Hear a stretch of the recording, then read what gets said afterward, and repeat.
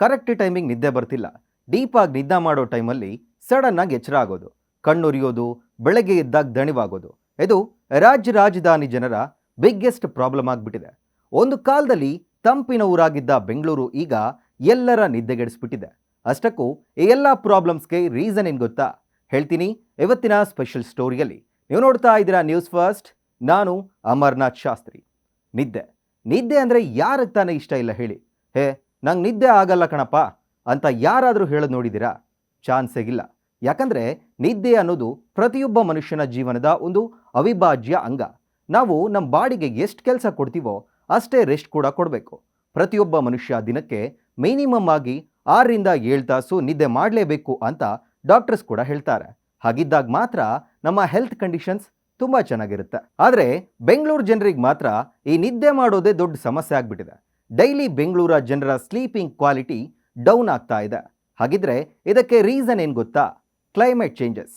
ಹೌದು, ಹವಾಮಾನ ಬದಲಾವಣೆಯಿಂದ ಕೇವಲ ಪರಿಸರ ಸಮಸ್ಯೆಯಲ್ಲ, ಜನರ ಹೆಲ್ತ್ ಕಂಡೀಷನ್ಸ್ ಮೇಲೂ ಡೈರೆಕ್ಟ್ ಎಫೆಕ್ಟ್ ಆಗಿದೆ.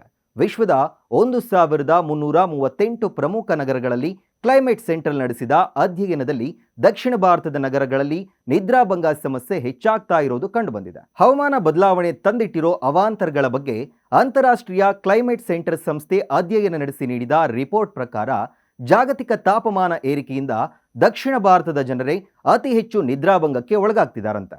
ಈ ಬೆಂಗಳೂರಲ್ಲಾಗ್ತಾ ಇರೋ ಕ್ಲೈಮೇಟ್ ಚೇಂಜ್ಗೆ ವಾಯು ಮಾಲಿನ್ಯ ಕೂಡ ಒಂದು ಕಾರಣ.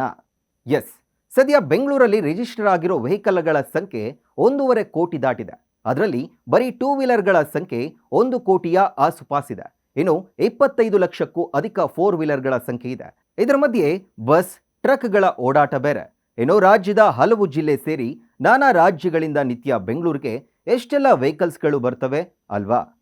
ಡೈಲಿ ಇಷ್ಟೊಂದು ವೆಹಿಕಲ್ಗಳು ಸಿಟಿನಲ್ಲಿ ಓಡಾಡ್ತವೆ ಅಂದರೆ ಏರ್ ಪೊಲ್ಯೂಷನ್ ಎಷ್ಟರ ಮಟ್ಟಿಗೆ ಆಗ್ತಿದೆ ಅಂತ ಜಸ್ಟ್ ಒಂದ್ಸಲ ಇಮೇಜಿನ್ ಮಾಡ್ಕೊಳ್ಳಿ. ಇನ್ನು ಈ ಎಲ್ಲ ವೆಹಿಕಲ್ಸ್ಗಳು ಓಡಾಡೋಕ್ಕೆ ಡಾಂಬರ್, ಕಾಂಕ್ರೀಟ್ಗಳ ರೋಡ್ ನಿರ್ಮಾಣ ಮಾಡಲಾಗ್ತಿದೆ.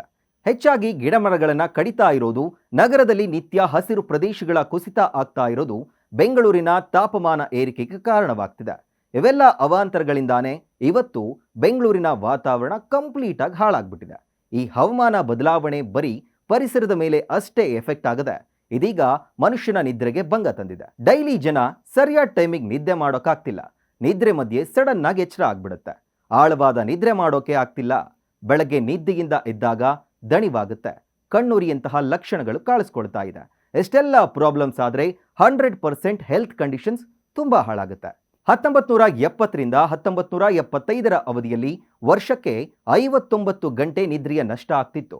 2020ರಿಂದ 25ರ ನಡುವೆ 67 ಗಂಟೆಗಳಷ್ಟು ನಿದ್ರೆಯ ನಷ್ಟ ಏರಿಕೆಯಾಗಿದೆ ಅಂತ ಅಂತಾರಾಷ್ಟ್ರೀಯ ಕ್ಲೈಮೇಟ್ ಸೆಂಟ್ರಲ್ ಮಾಹಿತಿ ನೀಡಿದೆ. ಇನ್ನು ಬೆಂಗಳೂರು ಮಾತ್ರ ಅಲ್ಲ, ಇದೇ ರೀತಿ ತಮಿಳುನಾಡಿನ ಚೆನ್ನೈ ನಗರದಲ್ಲಿ ವರ್ಷಕ್ಕೆ 93 ಗಂಟೆ ನಿದ್ರೆ ನಷ್ಟವಾಗ್ತಿದೆಯಂತೆ. ಮಹಾರಾಷ್ಟ್ರದ ಮುಂಬೈ ನಗರದಲ್ಲಿ ವರ್ಷಕ್ಕೆ 84 ಗಂಟೆಯಷ್ಟು ನಿದ್ರೆ ನಷ್ಟವಾಗ್ತಿದೆಯಂತೆ. ಪಶ್ಚಿಮ ಬಂಗಾಳದ ಕೋಲ್ಕತ್ತಾ ನಗರದಲ್ಲಿ ವರ್ಷಕ್ಕೆ 80 ಗಂಟೆ ನಿದ್ರೆ ನಷ್ಟವಾಗ್ತಿದೆಯಂತೆ. ಹವಾಮಾನ ಬದಲಾವಣೆಯ ವಿರುದ್ಧ ಪರಿಸರ ಸ್ನೇಹಿ ಕ್ರಮಗಳನ್ನು ಕೈಗೊಳ್ಳದೆ ಹೋದರೆ ಮುಂದಿನ ದಿನಗಳಲ್ಲಿ ಜನರ ಹೆಲ್ತ್ ಕಂಡೀಷನ್ಸ್ ಮತ್ತಷ್ಟು ಹಾಳಾಗೋದು ಕಟ್ಟಿಟ್ಟು ಬುತ್ತಿ. ಇದರ ಜೊತೆಗೆ ನಮ್ಮ ಲೈಫ್ ಸ್ಟೈಲ್ನ ಬದಲಾವಣೆ ಕೂಡ ಕಾರಣ. ಲೈಫ್ ಸ್ಟೈಲ್ನ ಚೆನ್ನಾಗಿಟ್ಕೊಂಡು ವಾತಾವರಣವನ್ನು ಚೆನ್ನಾಗಿಟ್ಕೊಂಡ್ರೆ ಮಾತ್ರ ನಮ್ಮ ಸುಖ ನಿದ್ದೆಗೆ ಭಂಗವಿರೋದಿಲ್ಲ. ಇದಾಗಿತ್ತು ಇವತ್ತಿನ ಸ್ಪೆಷಲ್ ಸ್ಟೋರಿ. ಕ್ಷಣ ಕ್ಷಣದ ಮಾಹಿತಿಗಾಗಿ ನೋಡ್ತಾ ಇರಿ ನ್ಯೂಸ್ ಫಸ್ಟ್, ನಿರ್ಭೀತಿಯಿಂದ ನಿಮ್ಮ ಪರವಾಗಿ.